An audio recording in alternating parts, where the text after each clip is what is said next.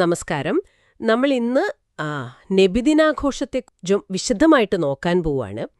ഈ ആഘോഷത്തെ അനുകൂലിക്കുന്ന വാദങ്ങളും പിന്നെ എതിർക്കുന്നവർക്കുള്ള മറുപടികളുമൊക്കെ ഇതിൽ പറയുന്നുണ്ട്.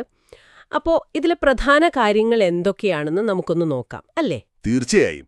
നബിദിനാഘോഷം അത് ശരിക്കും പറഞ്ഞാൽ ഇസ്ലാമിക പ്രമാണങ്ങൾക്ക് എതിരല്ല, മറിച്ച് അത് പ്രവാചകനോടുള്ള സ്നേഹം, അള്ളാഹു ചെയ്ത അനുഗ്രഹത്തിലുള്ള ഒരു നന്ദി, അങ്ങനെയൊക്കെയാണ് കാണേണ്ടതെന്നാണ്. പല പണ്ഡിതന്മാരും ഇതിനെ അംഗീകരിച്ചിട്ടുണ്ട് എന്നും പറയുന്നു. ഓഹോ, അപ്പോൾ പണ്ഡിതന്മാരുടെ പിന്തുണ അതാണോ തുടക്കം?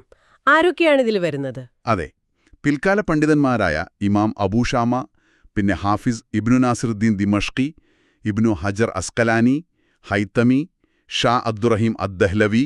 എന്തായിരുന്നു അവരുടെ പ്രധാന കാരണങ്ങൾ?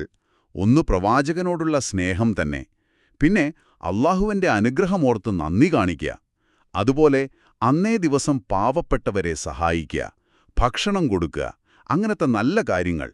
സൂറത്ത് യൂനുസിലെ 57-58 ആയത്തുകൾ, അതിൽ റഹ്മത്ത്, അതായത് അള്ളാഹുവിന്റെ കാരുണ്യം അല്ലെങ്കിൽ അനുഗ്രഹമെന്നു പറയുന്നത് മുഹമ്മദ് നബി എന്ന് ചില തഫ്സീറുകൾ, വ്യാഖ്യാനങ്ങൾ പറയുന്നുണ്ട്. അപ്പോ ആ അനുഗ്രഹം കിട്ടിയതിൽ സന്തോഷിക്കാൻ ഖുർആൻ പറയുന്നു. അത് എപ്പോ വേണമെങ്കിലുമാകാം, ജന്മദിനത്തിലുമാകാം. അതാണൊരു പോയിന്റ്. പിന്നെ ഒരു ഖിയാസ് എന്ന് കേട്ടു. അതെന്താണ്? എങ്ങനെയാണത് ഇവിടെ ഉപയോഗിക്കുന്നത്? ഖിയാസ് എന്ന് പറഞ്ഞാൽ ഒരു താരതമ്യ പഠനം എന്ന് വേണമെങ്കിൽ പറയാം. അതായത് ഒരു വിഷയത്തിൽ വ്യക്തമായ വിധിയില്ലെങ്കിൽ സമാനമായ മറ്റൊരു വിഷയത്തിലെ വിധിയുമായി താരതമ്യം ചെയ്യുക. ഇവിടെ ഇമാം ഇബ്നു ഹജർ അസ്കലാനി റായിയുടെ ഒരു ഖിയാസാണ് ഉദ്ധരിക്കുന്നത്. മനസ്സിലായി. മൂസാ നബിയെ അള്ളാഹു രക്ഷിച്ചതിന് നന്ദിസൂചകമായിട്ട് ജൂതന്മാർ ആഷുറ നോമ്പ് നോറ്റിരുന്നല്ലോ, അത് ഹദീസിലുണ്ട്.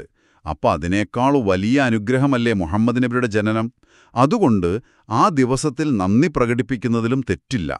അതാണ് ആ താരതമ്യം. അതൊരു ഇൻട്രസ്റ്റിംഗ് ആയ വാദമാണല്ലോ.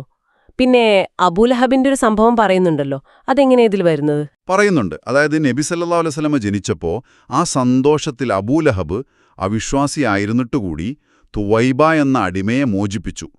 അതിന്റെ ഫലമായിട്ട് നരകത്തിൽ പോലും എല്ലാ തിങ്കളാഴ്ചയും ശിക്ഷയ്ക്കൊരു ഇളവ് കിട്ടുന്നു എന്ന് ചില റിപ്പോർട്ടുകളിൽ, കിതാബുകളിൽ വന്നിട്ടുണ്ട്. ഫതുൽ ബാരിയിലൊക്കെ ഉദ്ധരിച്ചത് കാണാം.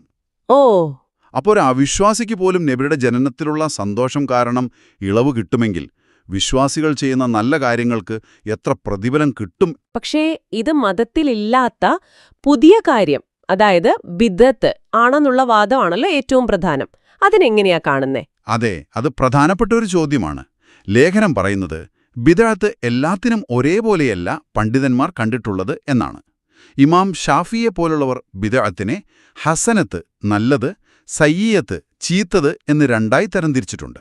ശരി. ഖുർആൻ, സുന്നത്ത്, ഇജ്മാ, അതായത് സ്വഹാബികളുടെ ചര്യ, ഇതിനൊന്നും എതിരല്ലാത്ത ദീനിന് ഗുണമുള്ള പുതിയ കാര്യങ്ങൾ നല്ല ബിദ്അത്താണ്, ബിദ്അത്തെ ഹസന.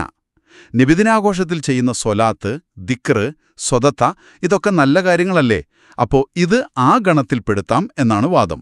ഉമർ റളിയല്ലാഹു അൻഹു തറാവീഹിന്റെ കാര്യം പറഞ്ഞ പോലെ. അതെ, ഉമർ റളിയല്ലാഹു അൻഹു തറാവീഹ് നമസ്കാരം ജമാഅത്തായി ഒരുമിച്ചുകൂട്ടി തുടങ്ങിയപ്പോൾ ഇതെന്തൊരു നല്ല ബിദ്അത്ത് എന്ന് പറഞ്ഞിരുന്നു. അപ്പോൾ നബിയോ സഹാബത്തോ ഇത് ആഘോഷിച്ചിട്ടില്ലല്ലോ എന്ന വാദത്തിന് എന്താ മറുപടി? നബിയുടെ കാലത്ത് ഖുർആൻ ഇന്ന് കാണുന്ന പോലെ പുസ്തകരൂപത്തിൽ ക്രോഡീകരിച്ചിരുന്നില്ല, അല്ലെങ്കിൽ മദ്രസകളോ സംഘടനകളോ ഉണ്ടായിരുന്നില്ല. എന്നാൽ ദീനിൽ അടിസ്ഥാനമുള്ള നല്ല കാര്യങ്ങൾ പിന്നീടുണ്ടാക്കുന്നതിൽ തെറ്റില്ല. അതാണ് നിലപാട്. പിന്നെ ഇസ്ലാമിൽ ആകെ 2 പെരുന്നാളുകളേ ഉള്ളൂ എന്നും വാദമുണ്ടല്ലോ. ഉണ്ട്. അതിനു മറുപടി പറയുന്നുണ്ട്. വെള്ളിയാഴ്ച ദിവസത്തെ ഹദീസിൽ ഈദ്, അതായത് ആഘോഷം എന്ന് വിശേഷിപ്പിച്ചിട്ടുണ്ട്.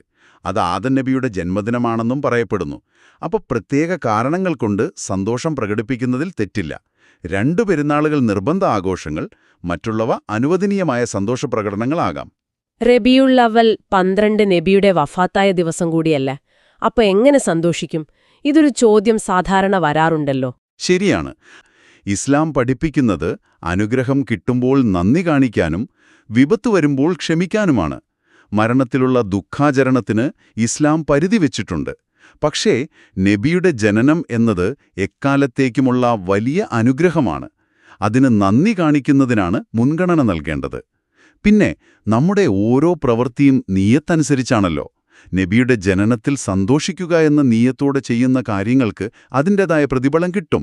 മൂലഫർ രാജാവ് ഇത് വലിയ രീതിയിൽ തുടങ്ങിയതാണ് എന്ന വിമർശനമോ?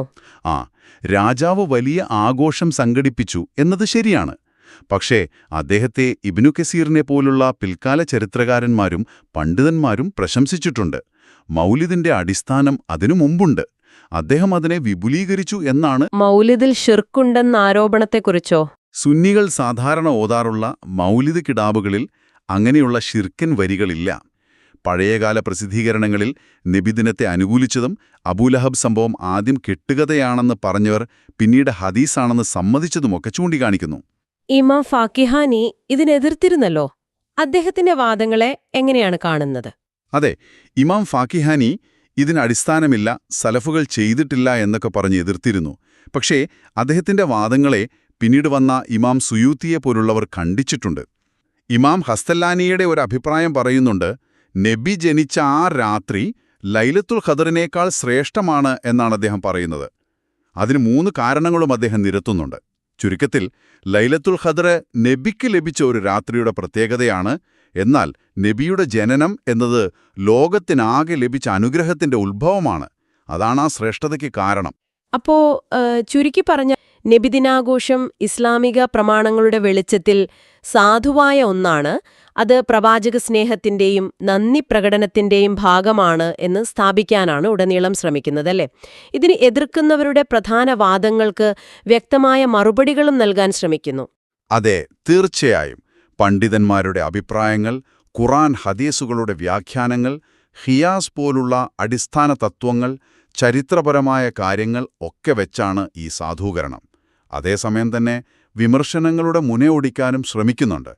ഇത് കേൾക്കുന്ന നിങ്ങൾക്ക് ഈ വിഷയത്തെക്കുറിച്ച് കൂടുതൽ വ്യക്തമായ അല്ലെങ്കിൽ വ്യത്യസ്തമായ ഒരു കാഴ്ചപ്പാട് കിട്ടാൻ സഹായിക്കുമെന്ന് വിചാരിക്കുന്നു. ശരിയാണ്.